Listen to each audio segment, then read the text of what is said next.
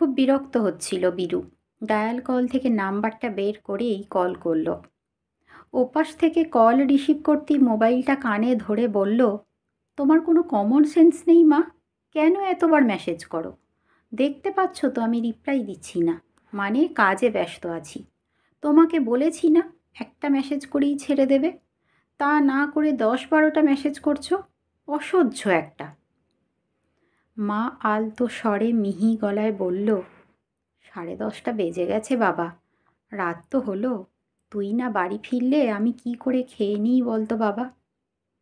এইসব সেন্টু মার্কা কথা রাখো তো মা। তোমাকে তো বলেই দিয়েছি তুমি আমার জন্য অপেক্ষা করে বসে থাকবে না, খেয়ে নেবে। প্রতিদিন সেই এক কথা। ঠিক আছে, ফোনটা রাখো। বীরু ফোনটা কাটার পর আবার তাস খেলায় মগ্ন হয়। বন্ধু বান্ধব, তাস পেটানো, এইভাবেই চলে বীরুর প্রতিদিনকার জীবন।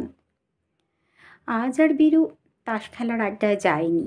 বন্ধুরাও ফোন করে ডাকেনি। কিছুই ভালো লাগছে না, মনটা হু হু করছে। বাড়িতে এত লোক থেকেও নিজের ঘরের মধ্যে বীরু যেন একা। ঘড়িতে তখন বাজে রাত 10টা।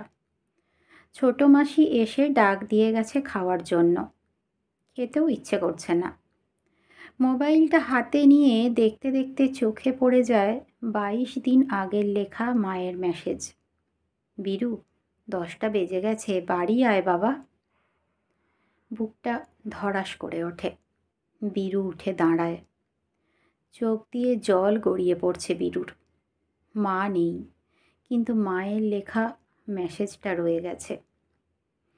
মেসেজটা পড়তে পড়তে বীরু শুনতে পাচ্ছে যেন মায়ের কথাগুলোই।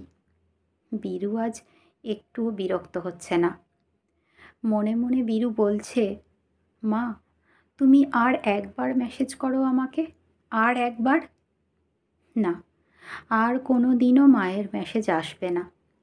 22 দিন আগের লেখা শেষ মেসেজের রিপ্লাই দিয়ে বীরু লিখল, শুধু একটি বার মা, তুমি ঘরে ফিরে এসো।